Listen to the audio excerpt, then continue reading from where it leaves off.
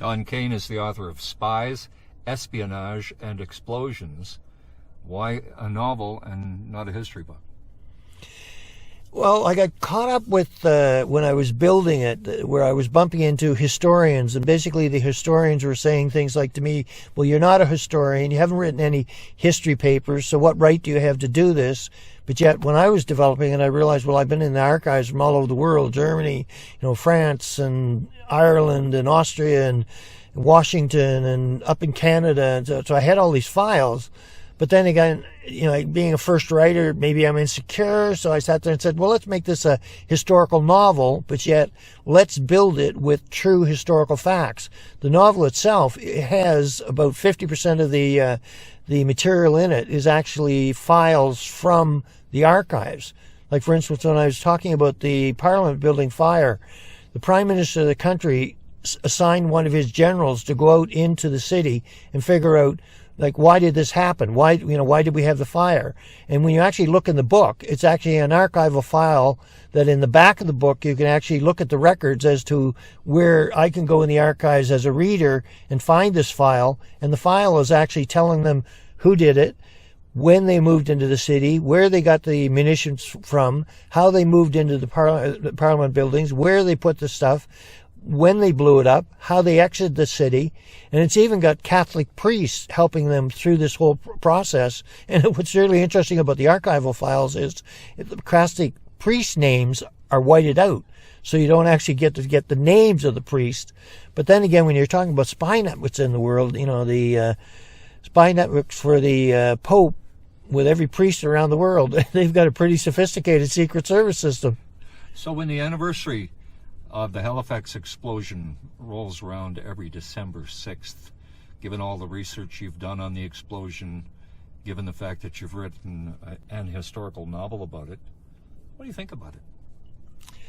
Well, I believe it's true, but then I believe it's true because my father told me, and you believe your father, but yet when you actually say you believe your father, my father was actually with the Secret Service in the Canadian government. Throughout his whole life, he was carrying a Secret Service card, and during the military of the Second World War, he was dropped behind enemy lines and in the Dutch area and was helping out with the resistance people there.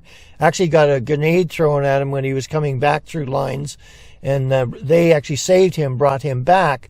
So with him starting me out to say it isn't an explosion, and me finding Kane files being in Halifax headquarters at District 6, and then finding all these other files which are cross-referencing themselves, it began into making me realize that, God, there's way more to this truth than what you would really believe. But that's the difference between history books in the past and history books now, because I took so long in researching this that I'm now up to the state where I had access to internet. So once you get access to the internet, then you could be able to get files you could never get as an historian. You could wander the world. Like, I was into Pinkerton files that didn't get released until later on in my research phase. And Pinkerton files Pinkerton got sold to a Northern European country, but they left all the files in the United States, and it took 2 or 3 years for them to be released. Pinkerton was actually the Secret Service for the World War I United States activities. And then the other truth of the matter was you had the British agent working out of Washington, the Spring Rice agent. He spent 3/4 of his time during the First World War in Newfoundland, because that's where the German submarines were getting the supply of their gasolines to keep their submarines active on the east coast of Canada and United States.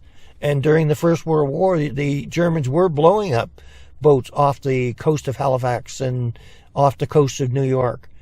Now, why haven't we heard about this before? I mean, what government, First World War, Second World War, or now, wants to tell its people that there's really a danger in the society around you?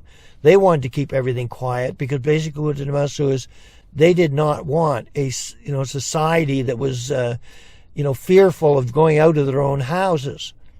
But you talked about earlier an interesting point about the number of Germans, being in North America and the United States, and there was a large population of Germans in Canada at that time.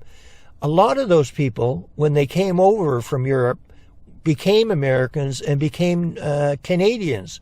So both the Americans and the Canadian governments were very cautious as to, these are our people, so we can't really say they're all enemies because really they're Canadians. But then there were the people who were here who, when the Kaiser wanted help, you got to realize that those people, because they came in the 1860s and they had fought in battles over in Austria and Germany, that they were supportive of their own land. So, you do get into this supportive feeling of, I do want to help my fatherland, but what it amounts to is my children are all from this area and they're all Canadian, or they're all, U.S. Thank God in society it's come together now that we're all friends, and the German population around the world is an amazing leader and creator of products and partners in the United States and in Canada.